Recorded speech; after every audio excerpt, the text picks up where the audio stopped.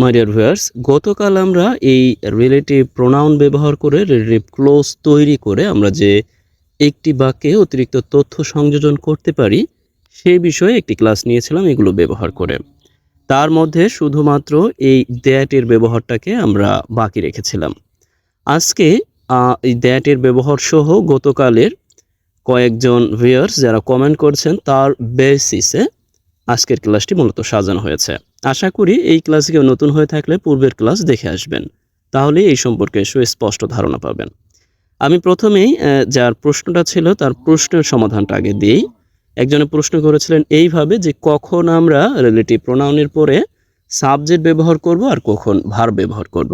দেখুন, যেহেতু আমরা বাংলা ভাষাভাষী, তখন আমি আপনাকে প্রথমে রিফার করব, আমরা বাংলাই বোঝার চেষ্টা করব যে আমি বাংলায় কিভাবে বলছি একটা বাক্যকে, ঠিক ওইভাবেই আমাদের ইংরেজিতেও ব্যবহার করতে হবে, রাইট? ওকে, আমি এখানে দুইটা ব্যবহার রেখেছি। যেমন একটু লক্ষ্য করুন যে এইখানে এই যে ইয়াটা আছে, অর্থাৎ রিলেটিভ প্রোনাউনটা আছে, এরপরে কিন্তু সাবজেক্ট বসেছে হিট, রাইট? কিন্তু আবার একটু লক্ষ্য করুন, এখানে এই রিলেটিভ প্রোনাউনের পরে এখানে ভার্ব ব্যবহার হয়েছে। এটাই ছিল গতকালের প্রশ্ন। আমি আপনার প্রশ্নের প্রতি সম্মান রেখেই বলছি, এরকমভাবে যদি কারো কিছু জানার থাকে অবশ্যই প্রশ্ন করবেন, আমি সেই প্রশ্নের উত্তর পরবর্তী ক্লাসে দিয়ে দেব। ওকে, এরপরে যেমন আরও একটু উদাহরণ যদি এখানে দেখি, যে এইখানে এই হু এর পরে সরাসরি ভার্ব চলে আসছে, আবারও এই হু এর পরে আমরা দেখা যাচ্ছে যে এখানে সাবজেক্ট ব্যবহার করেছে। সবগুলোরই সমাধান পাবো। একই সাথে আমরা যা শিখব, ক্লোজ কাকে বলে বা ডিপেন্ডেন্ট ক্লোজ বা ইন্ডিপেন্ডেন্ট ক্লোজ এগুলো কি এবং কাকে বলে, কিভাবে ব্যবহার করতে পারি, যদিও সর্বোচ্চ দেখাতে পারবো না, তবে হ্যাঁ কিছুটা ধারণা দিয়ে দেব।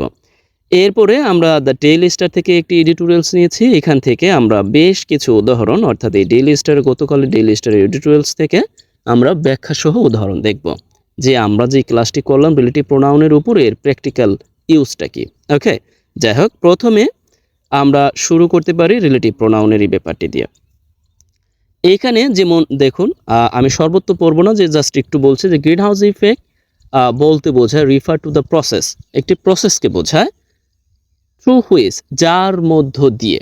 ওকে, এখন আমি এখানে যদি এই বাক্যটিকে পজ করে দেই, অর্থাৎ রেখে দিই, এরপর যদি একটি ভার্ব বসাতে চাই, এই বাক্যটি এমনিতেই হবে না। কিভাবে হবে না? যার মধ্য দিয়ে, এরপর কি আমরা চাইলে একটা ভার্ব বসিয়ে অর্থ পূর্ণ করতে পারবো?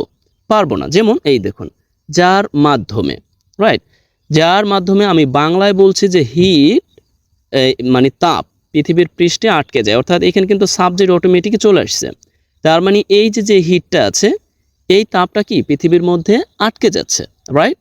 আমি আশা করি বুঝতে পেরেছেন। আবারও একটু বলছি, অর্থাৎ আমি যখন একটি বাক্যকে লিখছি, এই পর্যন্ত এনেছি, দেখুন যে দ্য প্রসেস, অর্থাৎ এই প্রসেসকে আমি রেফার করেছি এই থ্রু হুইচ দিয়ে, অর্থাৎ যার মধ্য দিয়ে, অর্থাৎ যে প্রক্রিয়ার মধ্য দিয়ে হিট অটোমেটিকই কিন্তু এখানে আমরা সাবজেক্ট ব্যবহার করছি, তা বাট গরম আটকে যায়। ওকে, এরপরে দেখুন, এরপরে আমরা যদি আরেকটি উদাহরণ দেখি একইভাবে, তাহলে আপনি স্পষ্টত হতে পারবেন যে আসলে ব্যাপারটা কি, রাইট? ওকে, এখানে আবার ব্যবহার করেছি this is a comparatively strong box. Okay, which, এখন এই হুইচ যে রিলেটিভ প্রোনাউন আছে, এই কিন্তু ওই স্ট্রং বক্সকে বোঝাচ্ছে, রাইট? ওকে, যা, এখানে কিন্তু যা অর্থ দিচ্ছে, অর্থাৎ এইখানে লক্ষ্য করুন, এখানে বলা হচ্ছে যা আমাকে দেয়, অর্থাৎ এই যাই কিন্তু এখানে সাবজেক্ট, রাইট? মানে সাবজেক্টের মতো কাজ করতেছে, অর্থাৎ এই যে প্রোনাউনটি এই যে স্ট্রং বক্সকে মডিফাই করেছে, এটাই মূলত কি এই নিরাপত্তাটা দিচ্ছে, অর্থাৎ প্রোভাইডস দিচ্ছে। তার মানে আমি কিন্তু এমনিতেই বসাচ্ছি, অর্থাৎ এইভাবে বসাচ্ছি কি, যে এই স্ট্রং বক্স, আমরা যদি এটাকে উজ্জ্ব রাখি, ধরেন এটা নেই, ধরে নিলাম এটা নেই, রাইট? লক্ষ্য করুন তো, এখানে কিন্তু আমরা সহজেই আমরা দেব কি, যে স্ট্রং বক্স প্রোভাইডস উইথ, অর্থাৎ তোমাকে নিরাপত্তা দিচ্ছে বা আপনাকে নিরাপত্তা দিচ্ছে, রাইট? কিন্তু যখন আমরা এই রিলেটিভ প্রোনাউনটি ইউজ করছি, দ্যাট মিনস এই রিলেটিভ প্রোনাউন মূলত এইটারই কিন্তু কাজ করছে। আর এখানে একটু লক্ষ্য করুন, আমি প্রথমে যা দেখালাম, এখানে কিন্তু যার মধ্য দিয়ে, অর্থাৎ থ্রু হুইচ, যার মধ্য দিয়ে এইখানে সাবজেক্ট অটোমেটিক চলে আসছে, তাপ আটকে যায়। আরও একটু উদাহরণ দেখাই একইভাবে, যেমন এই প্রশ্নটিও একই রকম। যেমন এখানে রিলেটিভ প্রোনাউন আছে, কিন্তু আমি সরাসরি এখানে ভার্ব ব্যবহার করেছি। আবারও এইখানে রিলেটিভ প্রোনাউন আছে, আমি ব্যবহার করেছি এখানে রিলেটিভ প্রোনাউন পরে সাবজেক্ট। ওকে ওকে এখন ব্যাপারটা হলো আমরা যদি একটু লক্ষ্য করি, এখানে দেখুন এই রিলেটিভ প্রোনাউন রিফার করেছে এই লটস অফ চিলড্রেন। ওকে, তার মানে এখানে বাংলায় আমি দিয়ে দিয়েছি অনেক শিশু আছে যারা, অর্থাৎ এই যারা বলতে আমি বোঝাচ্ছি এই হুকে। ওকে, যারা মাঠে ফুটবল খেলতেছে, তার মানে এই হুই কিন্তু খেলতেছে, রাইট? তার মানে আমার অতিরিক্ত আর কোনো সাবজেক্ট দরকার হচ্ছে না এখানে। তার মানে এই যে যারা, এখানে মূলত কাজটা করছে কারা? এই চিলড্রেনরা। তার মানে এই চিলড্রেনদেরই এই একটি প্রোনাউন ফর্ম হচ্ছে হু। আশা করি বুঝতে পেরেছেন। অর্থাৎ এই চিলড্রেনদের প্রোনাউন ফর্মটা কি? হু। এখন এই তারাই কিন্তু আবার খেলতেছে, রাইট? আর এই বাক্যে মূলত কাজটি কে করছে? এই বাক্যে কিন্তু কাজটি এই দ্য ম্যান করছে না, মূলত আমিই করছি, মানে আমি দেখেছি। অর্থাৎ ব্যাপারটা হচ্ছে দ্য ম্যান, যে মানুষটিকে, এই অর্থটা হচ্ছে যে মানুষটিকে আমি দেখলাম সে ছিল রহমান। এখানে কি রহমানের কোনো কাজ আছে? কাজটা কিন্তু আমার। আমি বোঝাতে পারছি কিনা? অর্থাৎ যেহেতু শুধুমাত্র আমি একা বলছি, এজন্য হয়তো অনেকাংশেই কিছু লুফলস থাকাটাই স্বাভাবিক। Please take it easily. Okay, তার মানে আমরা এখানে সহজেই বুঝতে পারছি এই যে এখানে এই হু অর্থাৎ এই চিলড্রেনটা কাজটি করছে, আর এখানে দ্য ম্যান হু অর্থাৎ যে মানুষটিকে আমি দেখলাম, রাইট? অর্থাৎ এখানে আমি দেখেছি, এভাবে কিন্তু বলছে। ওকে, যে মানুষটিকে আমি দেখলাম সে ছিল কি? রহমান। আশা করি বুঝতে পেরেছেন। ওকে, যাই হোক, আমরা আমাদের যে মূল আলোচনা আজকের দ্যাট এর ব্যবহার সম্পর্কে এখন একটু অবগত হই। অবশ্য যিনি গতকাল প্রশ্ন করেছিলেন, তার প্রশ্নের সমাধান যদি এখনো না হয় দয়া করে প্লিজ আমাকে ইনফর্ম করবেন। ওকে, দ্যাট এখানে বলা হয়েছে যে আমরা ইউজ করতে পারি। ওকে, আগেই বলে নিই, আমি এই অংশটিকে নিয়েছি দ্য ক্যামব্রিজ ডিকশনারি, সেখান থেকে যদি কেউ দেখতে চান বিস্তারিত সেখান থেকে দেখে নিতে পারেন। খুবই রিসার্চফুল একটি ওয়েবসাইট। ওকে, এই যে এখানে ব্যবহারটা হচ্ছে যে উই ইউজ দ্যাট, অর্থাৎ আমরা এই দ্যাটকে ব্যবহার করতে পারি ইনস্টেড অফ হু, হোম, হুইস, অর্থাৎ ইনস্টেড অফ হু, হোম, হুইস এর অল্টারনেটিভ হিসেবে এই দ্যাটের ব্যবহারটা করতে পারি। অর্থাৎ আমরা চাইলে দ্যাট দিয়ে কোনো থিংসকে রিফার করতে পারি, এখানে উদাহরণ সহ বলা আছে। অর্থাৎ দ্যাট দিয়ে আমরা ব্যক্তিকে রিফার করতে পারি, দ্যাট দিয়ে আমরা থিংকে রিফার করতে পারি, কোনো বস্তুকে রিফার করতে পারি, দ্যাট দিয়ে আমরা অ্যানিমাল পেটসকেও রিফার করতে পারি। ওকে, তাহলে আমরা কিছু উদাহরণ দেখি। অবশ্য দ্যাটের ব্যবহারটা সর্বত্র। ওকে, আবারও একই সাথে দ্যাট কি এভাবে রিলেটিভ প্রোনাউন হিসেবেই মূলত বেশি ব্যবহার হয়ে থাকে। ওকে, আমরা আজকে এই ব্যাপারে একটু আলোচনা করি। অর্থাৎ উই মেড আমরা কারোর সাথে দেখা করেছিলাম, কোনো একজনের সাথে, লাস্ট নাইট। দ্যাট, ওকে, যে কি করেছিল? ডিড, একটা স্পিচ থেরাপি করেছিল, দিয়েছিল, স্পিচ থেরাপির কোর্স করেছিল। ওকে, একটা ব্যাপার একটু লক্ষ্য করুন তো, এই দ্যাট মূলত কাকে বোঝাচ্ছে? এই দ্যাট মূলত কিন্তু এই পার্সনকে বোঝাচ্ছে, রাইট? কারণ যে করেছিল, অর্থাৎ যে এর সাথে সাথে কি চলে আসছে? সাথে সাথেই কিন্তু ভার্বটি চলে আসছে। যেহেতু এই যে করেছে, অর্থাৎ এই সামবডি, সে করেছে কি? স্পিচ থেরাপি করেছিল, স্পিচ থেরাপি কোর্স করেছিল for, okay, 2 years after you, অর্থাৎ তোমার 2 বছর পরে সেই স্পিচ থেরাপি কোর্সটা করেছিল। এখন ব্যাপারটি স্পষ্টত হয়তো বুঝতে পেরেছেন, আমি এখানে লিখে দিয়েছি, লেখা আছে রিফার্স টু পারসন, অর্থাৎ পারসনকে রিফার করছে।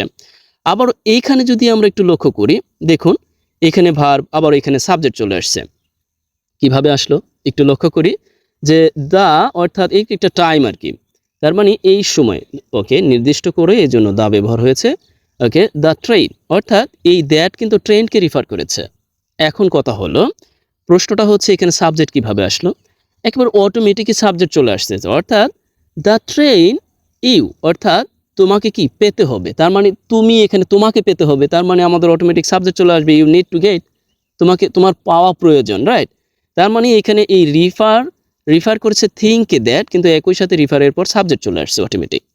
আশা করি বুঝতে পেরেছেন।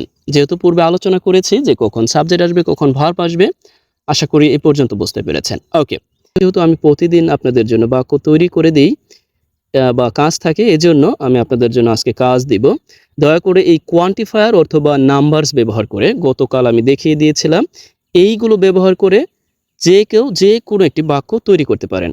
অর্থাৎ আমি গতকাল বলেছিলাম যে এই যে নাম্বার ব্যবহার করে অর্থাৎ কোয়ান্টিফায়ার অথবা নাম্বার এই রিলেটিভ প্রোনাউনের পূর্বে ব্যবহার করে কিভাবে আমরা একটি সেন্টেন্স মেক করতে পারি, অনুরূপভাবে আপনি সেন্টেন্স মেক করে দিবেন।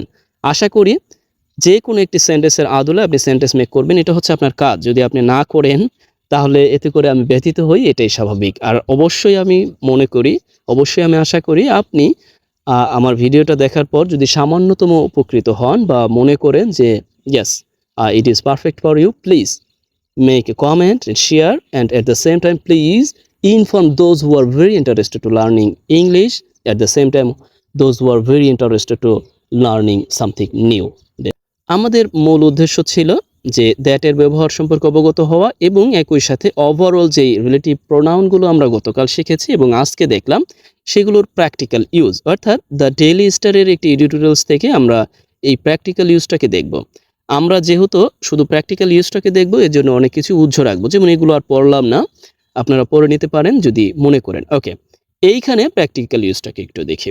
অর্থাৎ এখানে বলা হচ্ছে ওভারঅল অর্থাৎ সর্বোপরি 686 কমপ্লেইন্স, অর্থাৎ এইগুলো অভিযোগ। ওকে, কমপ্লেইন্স অভিযোগ ওয়ার লজড অর্থাৎ দায়ের করা হয়েছিল। আমরা জানি যেহেতু প্যাসিভ ফর্মে আছে ওয়ার লজড দায়ের করা হয়েছিল। দেখুন যতটুকু পড়ব পুঙ্খানুপুঙ্খ রূপে বাংলা সহ পড়ব যাতে আপনাদের বুঝতে সুবিধা হয়। ওকে, অর্থাৎ সর্বোপরি কি করা হয়েছিল, 686টি অভিযোগ দায়ের করা হয়েছিল বাই অ্যাপ্লিক্যান্টস, অর্থাৎ এই যে অ্যাপ্লিক্যান্টস অর্থাৎ যারা আবেদনকারী, রাইট, অ্যাপ্লিক্যান্টস। ওকে, আমরা মাথায় রাখবো যখন কোনো একটি নাউন যখন এস অর্থাৎ প্লুরাল হয়ে যাবে এবং তার পূর্বে যদি এই যে টি থাকে, এই টির উচ্চারণটা উজ্জ্ব থাকবে।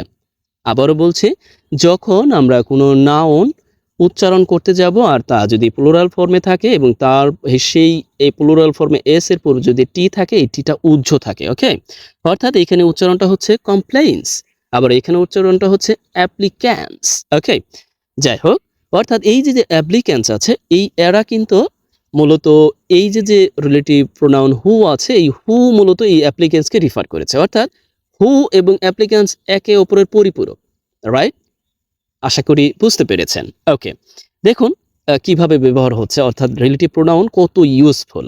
অর্থাৎ applicants who, okay, were denied অর্থাৎ যাদেরকে কি করা হয়েছিল, এই অ্যাপ্লিক্যান্ট যাদেরকে, এখানেও প্যাসিভ ফর্মে লেখা আছে, অর্থাৎ যাদেরকে মানে প্রত্যাহার করা হয়েছিল বা বাদ দেওয়া হয়েছিল, ডিনাইড বা অবজ্ঞা করা হয়েছিল, হোয়াটএভার ইনফরমেশন। আশা করি বুঝতে পেরেছেন। অর্থাৎ আমরা হু এর প্র্যাকটিক্যাল ব্যবহারটা দেখলাম ফ্রম ডেইলি স্টার এডিটোরিয়ালস। ওকে, এরপরে আমরা যদি দেখি যে আরও আছে দ্যাট এর প্র্যাকটিক্যাল ইউজ, অর্থাৎ the annual report also contains details, অর্থাৎ ডিটেলস কি করে এই রিপোর্ট, অ্যানুয়াল রিপোর্টটা ধারণ করে। দ্যাট অর্থাৎ এই দ্যাট মূলত এই রিফার কি, এই দ্যাটকে কি করেছে, রিফার করেছে। সরি, আবারও বলছি, প্লিজ টেক ইট ইজিলি, কারণ অনেকক্ষণ কথা বলতে গেলে মাঝে মধ্যে ভুল ভ্রান্তি হয়ে থাকে, প্লিজ টেক ইট ইজিলি। এই দ্যাট প্রোনাউনটি কি করলো, এই এই যে ডিটেলসকে রিফার করলো। এরপরে এই একসাথে মিলে ওরা বলছে যে হেল্প আস আন্ডারস্ট্যান্ড, আমাকে বুঝতে সাহায্য করে আমাদেরকে, how the trial is faring. Okay, আমরা আর পড়বো না, আমাদের মূল উদ্দেশ্য হচ্ছে এইখানে শুধুমাত্র যে এই দ্যাট ক্লোজ মার্কারটি মূলত কাকে রিফার করছে, রাইট? ওকে, এরপরে আমরা থার্ডলি যাই। এখানে কিছু ক্লোজ মার্কার দেওয়া আছে, হোয়াট দেওয়া আছে, যাই হোক এটা আলোচনা আজকে না, আমরা পরবর্তী যে আলোচনাটা আছে এরপরে এইখানে চলে যাই। ওকে, এখানে আবার হু ব্যবহার করা হচ্ছে জার্নালিস্ট। ওকে, জার্নালিস্ট দেওয়া আছে, এই জার্নালিস্টকে মূলত রিফার করেছে কি এই হু, এজন্য ভার্বের সাথে সাথে কি বলেছে, ভার্ব ব্যবহার হয়েছে। তার মানে হচ্ছে এই যে journalist who are usually the most active group. Okay, এখানে আবার একটি ক্লোজ মার্কার আছে, যেহেতু আমরা ক্লোজ মার্কার বা এখানে ডিপেন্ডেন্ট ক্লোজ এর ব্যবহার আমরা আজকে করছি না, এজন্য এই ব্যাপারে আলোচনা করছি না, তাহলে আমরা বুঝতে পারবো না। যখন আমরা ওই ব্যাপারগুলোকে আলোচনা করব ঠিক তখনই বুঝতে পারবো। আজকে আর ওইগুলো আলোচনা করব না, কারণ আমরা আলোচনার জন্য যে ব্যাপারগুলোকে নিয়েছি সেই ব্যাপারগুলো কিন্তু ইতিমধ্যে অনেকাংশেই আমরা আলোচনা করে ফেলেছি, রাইট? ওকে, একইভাবে এখানে আছে যেমন প্রিপোজিশন যুক্ত ক্লোজ অর্থাৎ রিলেটিভ প্রোনাউন, এখানে ইন আছে, হুইজ আছে, অর্থাৎ এখানে সাম অফ দ্য ইনস্ট্যান্স অর্থাৎ কিছু উদাহরণ, ইন হুইজ যেখানে জার্নালিস্ট ফেস এখন প্রশ্নটা হচ্ছে এখানে কিন্তু হুইচ এর পরে আবার দেখুন সাবজেক্ট চলে আসছে। কিভাবে আসলো? অর্থাৎ আমি কিন্তু বলছি যেইখানে সাংবাদিকরা, অর্থাৎ সাংবাদিক তো এমনি চলে আসছে। অর্থাৎ যেইখানে সাংবাদিকরা কি ফেস করেছিল রেসিস্টেন্স, অর্থাৎ প্রতিরোধ ফেস করেছিল, have recently come out light, অর্থাৎ তা সম্প্রতি প্রকাশ পায়। আশা করি বুঝতে পেরেছেন। এখন প্রশ্নটা হচ্ছে আমরা বলেছিলাম যে আমরা clause marker, dependent clause marker ও ইন্ডিপেন্ডেন্ট ক্লোজ মার্কার এই সম্পর্কে অবগত হব। প্রথমে জেনে নিই ক্লোজ কি আসলে। ক্লোজ হচ্ছে, আমরা এখানে আমি বাংলায় ইংরেজিতে লিখে রেখেছি, তবে বাংলায় আপনাদের শোনাচ্ছি। এই ব্যাপারগুলো আমি সেই ক্যামব্রিজ ডিকশনারি ওখান থেকে সরাসরি নিয়েছি, কারণ তারা একেবারে ভালোভাবে লিখেছে। Okay, this is a clause that generally modifies noun or pronoun phrase. Okay, noun ও নাউন ফ্রেজ, অর্থাৎ নাউন অথবা নাউন ফ্রেজকে ক্লোজ সাধারণত কি করে? মডিফাই করে। ওকে, রিলেটিভ ক্লোজ আবারও তার মধ্যে একটি, অর্থাৎ এই রিলেটিভ ক্লোজটা হচ্ছে এরকম কিছু, অর্থাৎ কানেক্টস করে, আইডিয়াসকে কানেক্ট করে বা ইউজিং প্রোনাউন্স, অর্থাৎ নাউন ব্যবহার করে এই যে আইডিয়াগুলো আছে, অর্থাৎ বাক্যের মধ্যে বিভিন্ন আইডিয়াকে সংযুক্ত করে, that relate to something previously mentioned, অর্থাৎ পূর্বের উল্লিখিত কিছুকে কি করে সুযোগ করে দেয়, রাইটারকে সুযোগ করে দেয় কম্বাইন, অর্থাৎ টু ইন্ডিপেন্ডেন্ট ক্লোজকে ইনটু আ সেন্টেন্স, অর্থাৎ এই রিলেটিভ ক্লোজ মূলত একটি সেন্টেন্সে পরিণত করে দুইটা আইডিয়াকে। এই গতকাল আমি এর সংজ্ঞাটা দেইনি, অর্থাৎ রিলেটিভ ক্লোজের সংজ্ঞাটা দেইনি, কিন্তু রিলেটিভ ক্লোজ শেষ করে দিয়েছে। ওকে, যদি কারো প্রয়োজন হয় আজকে একটু দেখে নিলেন। ওকে, এরপরে আমরা আরেকটু পরিচিত হই, তারপরে আমরা আমাদের যে ডেইলি স্টারের আছে, যে উদাহরণসমূহ আছে, অর্থাৎ প্র্যাকটিক্যাল ইউজটা আমরা দেখব। এরপরে আমরা আরেকটা ব্যবহার দেখি যে কমন ক্লোজ মার্কার, অর্থাৎ কিছু কমন ক্লোজ মার্কার। আমরা এই ক্লোজ মার্কার সম্পর্কে বলা যায় সকলেই অবগত। আমরা জানি যে ক্লোজ মার্কার কি এবং কিভাবে ব্যবহার করা হয় অনেকে অবগত। তারপরে এর উপর তো আমি একটা ক্লাস নিবই। এরপর আমি জাস্ট একটু হিন্টস দিলাম যে এইগুলো হচ্ছে কমন ডিপেন্ডেন্ট ক্লোজ মার্কার, অর্থাৎ এইগুলো যেই বাক্যের সাথে থাকে সেই বাক্যটি পুরোটা ডিপেন্ডেন্ট বাক্য হয়ে যায়, অর্থাৎ সেই বাক্যটি আর স্বাধীন থাকে না, পরাধীন হয়ে যায়। অর্থাৎ এইগুলো ব্যবহার করে আমরা সহজেই কি করতে পারি? ডিপেন্ডেন্ট বাক্য তৈরি করে আরেকটি ইন্ডিপেন্ডেন্ট বাক্যর সাথে সংযোগ স্থাপন করে এরপর আমরা সুন্দরভাবে সেন্টেন্স মেক করতে পারি।